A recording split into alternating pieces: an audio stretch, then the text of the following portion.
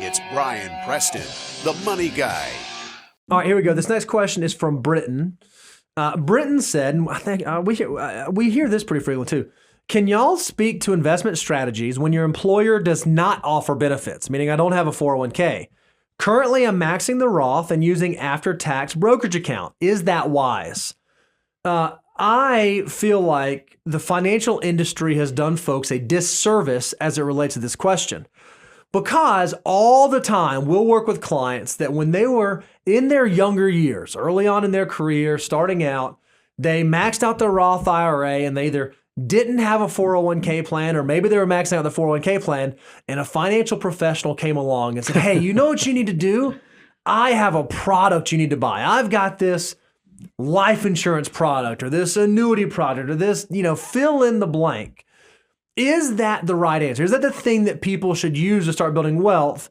Or would you tell Britton, hey, even if you don't have a 401k, IRAs and after-tax accounts are okay? Anything that you would speak into that? I think Britton, first of all, needs to be praised.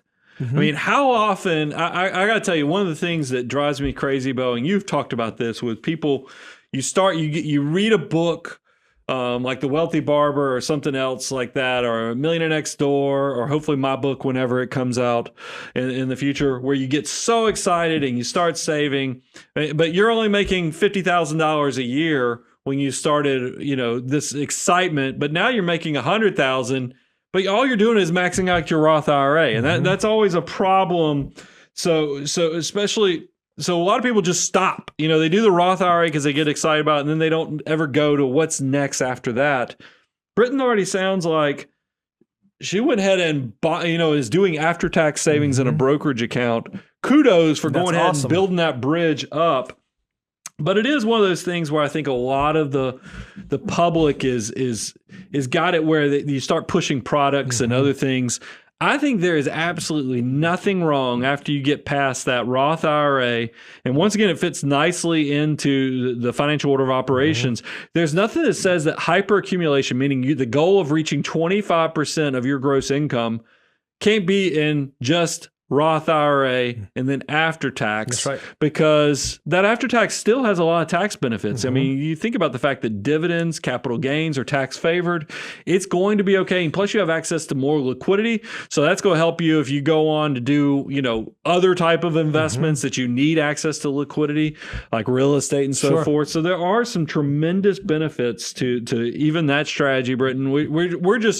We always get caught up in 401ks, 403bs, and beyond just because they are out there. And since the government's incentivizing that saving strategy, we tend to talk a lot about it. But there's nothing wrong with what you're doing as well. But Brian, it sounds so simple, right? Like I can just do a Roth IRA and I can just do an after-tax.